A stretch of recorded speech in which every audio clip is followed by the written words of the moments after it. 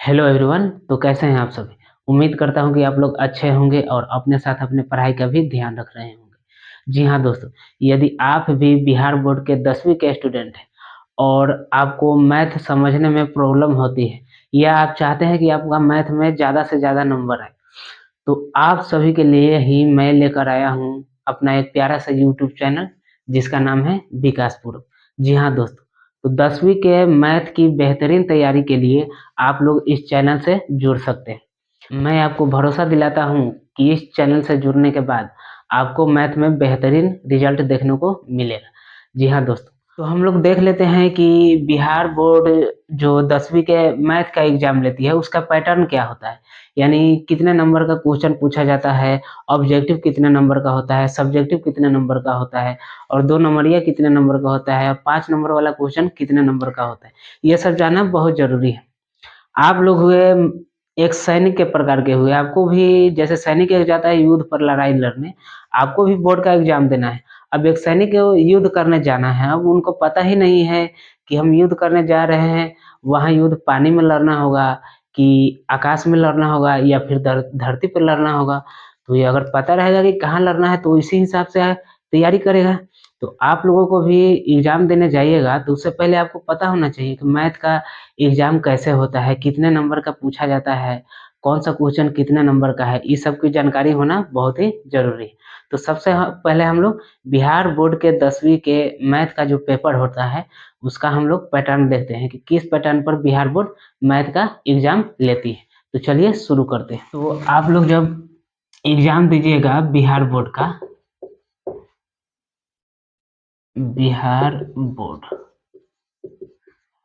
Board का exam दीजिएगा math का, 10th मैथ मैथ का जब आप लोग एग्जाम दीजिएगा तो उसमें दो प्रकार के क्वेश्चन पूछे जाते हैं। एक तो होगा आपका सब्जेक्टिव और दूसरा होगा ऑब्जेक्टिव, यानी कि एक वैरायटी का क्वेश्चन होगा ऑब्जेक्टिव और दूसरा आपका होगा सब्जेक्टिव सब्जेक्टिव तो ये जो ऑब्जेक्टिव जो होता है, ऑब्जेक्टिव बनाने पर कितना नंबर मिलता है, 1 नंबर मिलता है, यानी कि 1 मार्क का क्वेश्चन रहता है।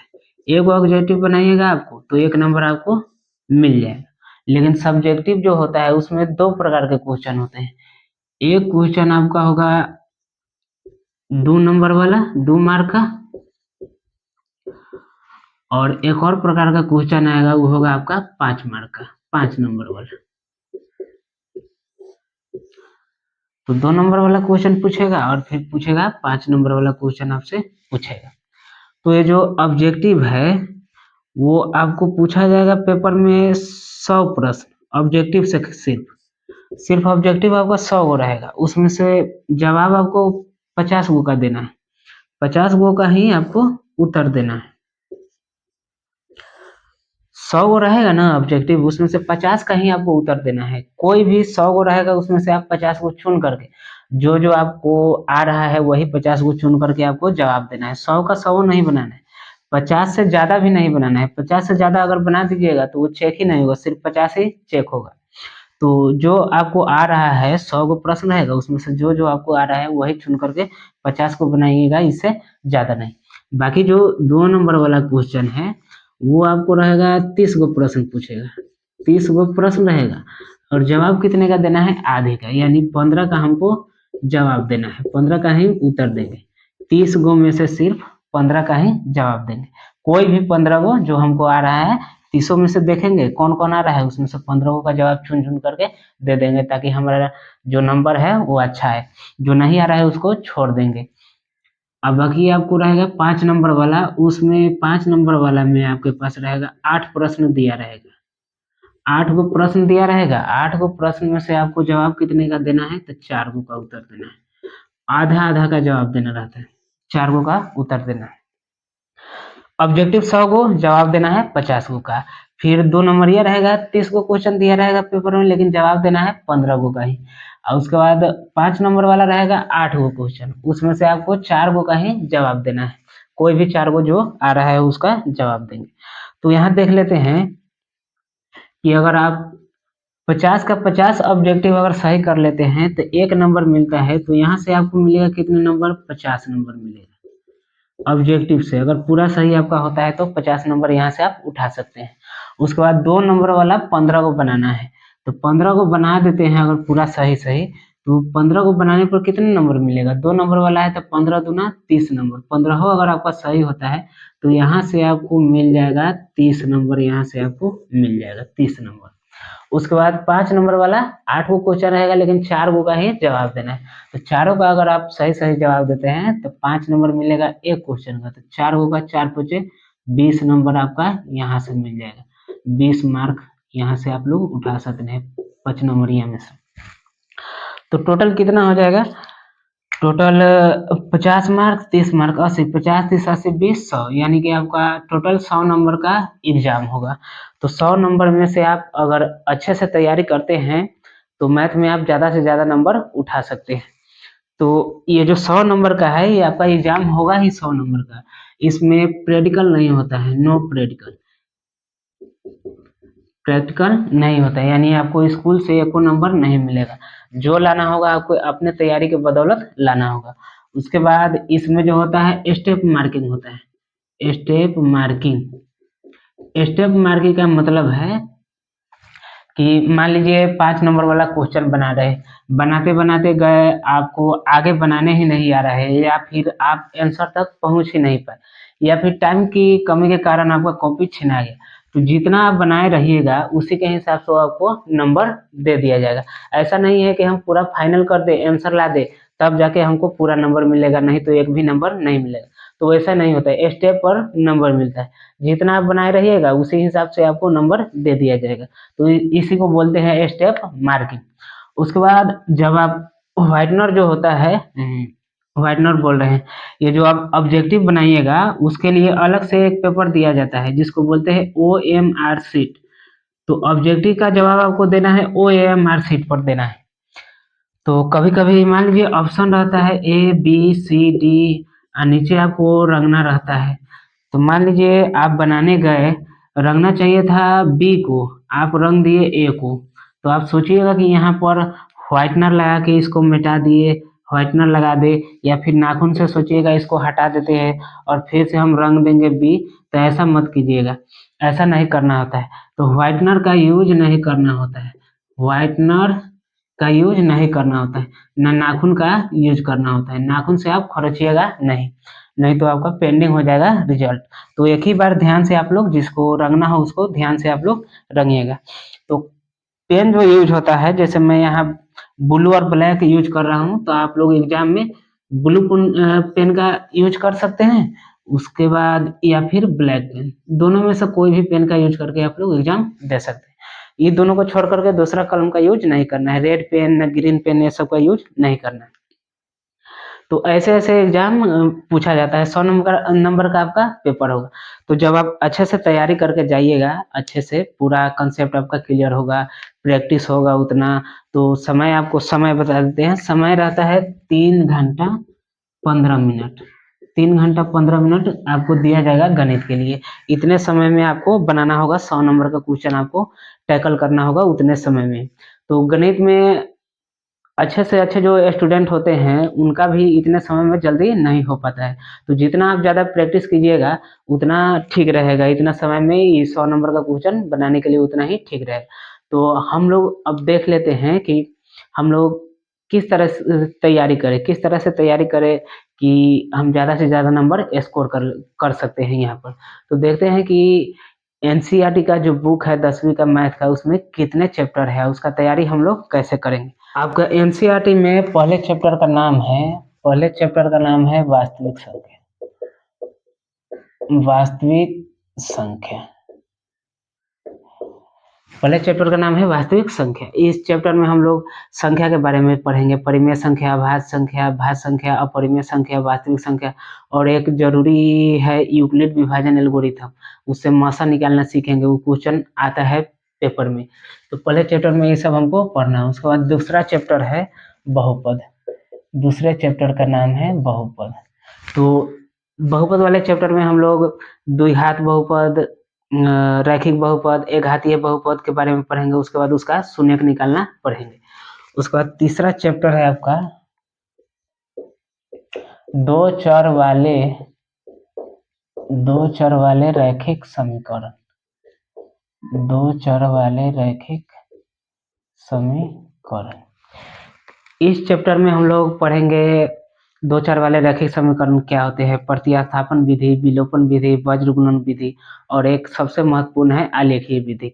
वो चारों विधि को हम लोग पढ़ेंगे। आलेखीय विधि से 5 नंबर का क्वेश्चन हमेशा बोर्ड में आता ही है, ग्राफ बनाना रहता है उसमें। उसके बाद चौथा चैप्टर क्या है देख लेते हैं।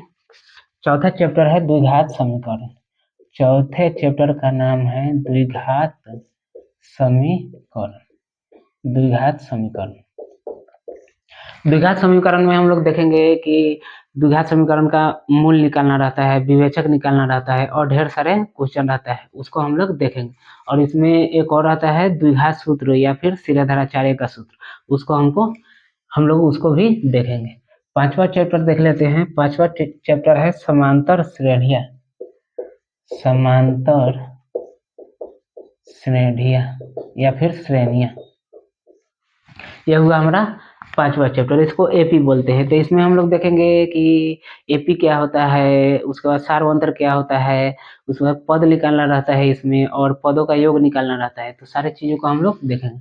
उसके बाद आता है छठा चैप्टर। छठा चैप्टर है आपका त्रिभुज। छठा चैप्टर है त्रिभुज।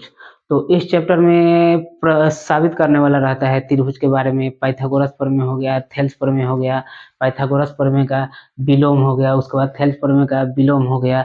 इस सब के बारे में हमको पढ़ना होता है, साबित करने वाला। इसमें से भी एगो क्वेश्चन आता है 5 नंबर में। उसके बाद ऑब्जेक्टिव भी रहता है। सातवां चैप्टर हम लोग देखते हैं। सातवां चैप्टर है निर्देशांक ज्यामिति। निर्देशांक ज्यामिति, तो इसमें हम लोग देखेंगे किसी बिंदु का निर्देशांक कैसे निकालते हैं, दूरी सूत्र क्या होता है, विभाजन सूत्र क्या होता है, अंतर विभाजन क्या होता है, बाह्य विभाजन क्या होता है, त्रिभुज के केंद्र का निर्देशांक कैसे निकालेंगे, मूल बिंदु क्या होता है, इस सब के बारे में हम लोग जानकारी लेंगे 7वें चैप्टर। 8वां चैप्टर देखते हैं। 8वां चैप्टर है आपका त्रिकोणमिति का प्रयोग। त्रिकोणमिति, त्रिकोणमिति का परिचय। त्रिकोणमिति का परिचय, इसमें हम लोग sine theta, cos theta, tan theta, जो 6 गो त्रिकोणमिति अनुपात होता है उसके बारे में हम लोग सीखेंगे। उसके बाद 9 नंबर चैप्टर होगा आपका त्रिकोणमिति के कुछ अनुप्रयोग। त्रिकोणमिति के कुछ अनुप्रयोग। इसमें हम लोग क्या करेंगे, यहाँ जो 8वां चैप्टर में त्रिकोणमिति के बारे में पढ़े हैं उसी का यूज करके 9 नंबर चैप्टर में हम लोग ऊंचाई निकालना सीखेंगे। मीनार का ऊंचाई, खंबे का ऊंचाई, दो जहाजों के बीच की दूरी कैसे निकालते हैं, ये सब हम लोग सीखेंगे 9 नंबर चैप्टर में। उसके बाद 10वां चैप्टर है आपका वृत्त। 10वें चैप्टर का नाम है वृत्त। इसमें हम लोग वृत्त के बारे में पढ़ेंगे, और वृत्त में जो जो चीजें होती है, व्यास होती है, त्रिज्या होती है, जीवा होती है, उसके बाद स्पर्श रेखा होती है, छेदक रेखा होती है, इस सब के बारे में हम लोग सीखेंगे। और इसमें प्रमेय भी रहता है सिद्ध करने वाला, उसको भी हम लोग देखेंगे। उसके बाद 11 नंबर जो आपका चैप्टर है, 11 नंबर चैप्टर का नाम है रचनाएं। रचनाएं, तो इस चैप्टर में हम लोग कंस्ट्रक्शन करना सीखेंगे। एक त्रिभुज दिया रहेगा, उसी के समरूप एक और त्रिभुज आपको बनाना रहेगा, या फिर वृत्त से रिलेटेड जो कंस्ट्रक्शन होता है उसको हम लोग देखेंगे 11 नंबर चैप्टर में। उसके बाद देख लेते हैं कि 12 नंबर चैप्टर हमारा क्या है। 12 नंबर चैप्टर जो है वृत्तों से संबंधित क्षेत्रफल। वृत्तों से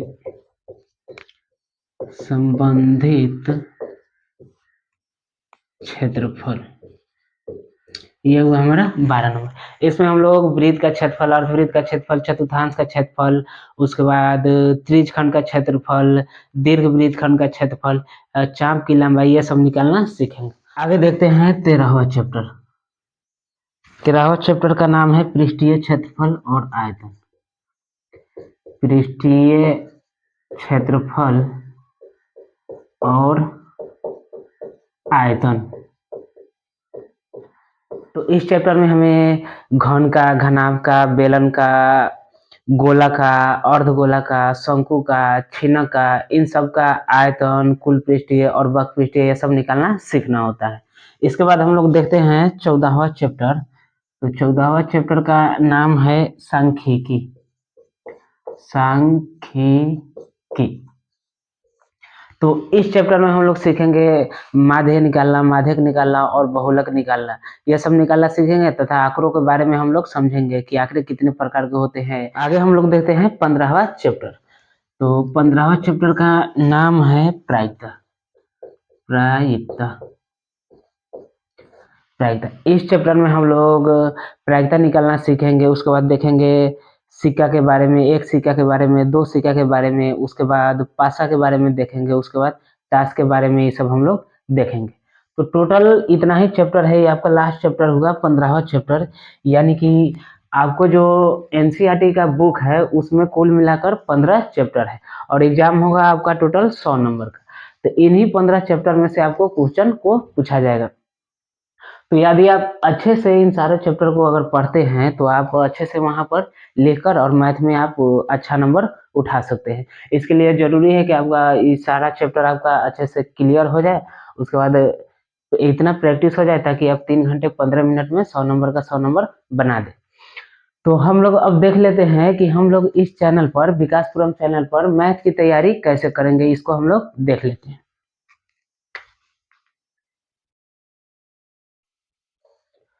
तो देखिए हमारा पहला चैप्टर है वास्तविक संख्या। तो मान लीजिए ये हमारा पहला चैप्टर है। तो ये जो पहला चैप्टर हुआ तो इसमें एक्सरसाइज होंगे।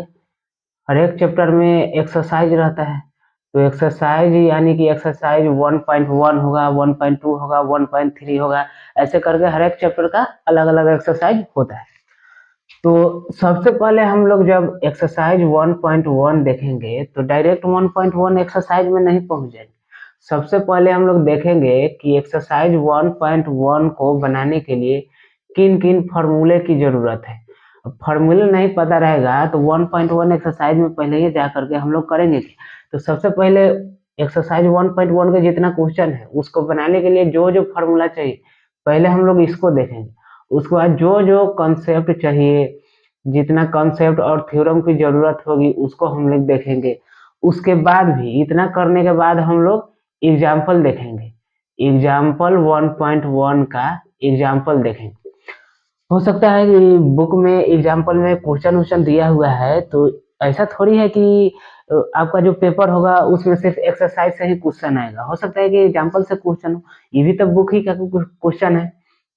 तो इसलिए पहले हम लोग एग्जाम्पल का देखेंगे। एग्जाम्पल 1.1 में जितने क्वेश्चन होंगे सब करने के बाद फिर हम लोग कवर करेंगे एक्सरसाइज को। एक्सरसाइज को तब जाके 1.1 एक्सरसाइज को कवर करें। और जब इतना सब सारा चीज पढ़ करके आप जब एक्सरसाइज में जाइएगा तब वहाँ आपको किसी भी सवाल में किसी प्रकार की कोई दिक्कत उठाने की जरूरत नहीं पड़ेगी। तो ऐसे ही हम लोग करेंगे हर एक एक्सरसाइज के लिए। फिर मान लिए एक्सरसाइज 1.1 हमारा क्लियर हो गया, फिर हम लोग चलेंगे एक्सरसाइज 1.2 में। एक्सरसाइज 1.2 में जब हम लोग जाएंगे तो वहां भी हम लोग ऐसा ही करेंगे। पहले हम लोग फार्मूला को देख लेंगे। उसके बाद फार्मूला के साथ जो कॉन्सेप्ट लगेगा 1.2 के लिए वो कॉन्सेप्ट देखेंगे। कॉन्सेप्ट देखने के बाद क्या होगा कि हम लोग उसका एग्जाम्पल देखेंगे। एग्जाम्पल ऑफ एक्सरसाइज 1.2 इतना करने के बाद फिर से हम लोग पहुंच जाएंगे किसमें, एक्सरसाइज 1.2 में। ऐसे करके हम लोग जब अपनी तैयारी करेंगे तो हमारा बोर्ड में कोई भी क्वेश्चन नहीं छूट सकता है। तो इतना सारा हम लोग करेंगे, 15 चैप्टर में सारा काम होगा। 15 चैप्टर ही खत्म होने के बाद, पूरा एनसीईआरटी बुक खत्म हो जाने के बाद हम लोग करेंगे क्या कि बिहार बोर्ड ने जो पिछले 10 सालों में जो जो क्वेश्चन पूछ दिया है उस सारा क्वेश्चन बैंक की सहायता से उस सारे क्वेश्चन को हम लोग प्रैक्टिस करेंगे ताकि देख पाए कि इतना समय में हम लोग कितना बना पा रहे हैं, या फिर इतना सारा कुछ पढ़ लिए उसमें से हमको अब बनाने आ रहा है कि ना। होता क्या है कि पहली बार जब हम लोग पढ़ते हैं तो सिर्फ एक चैप्टर का क्वेश्चन बनाते हैं, दूसरा चैप्टर में गए तो सिर्फ उसी चैप्टर का क्वेश्चन रहता है। लेकिन जब हम लोग प्रैक्टिस करेंगे जो बिहार बोर्ड ने पूछ रखा है उसमें हर एक चैप्टर से मिक्स रहेगा क्वेश्चन।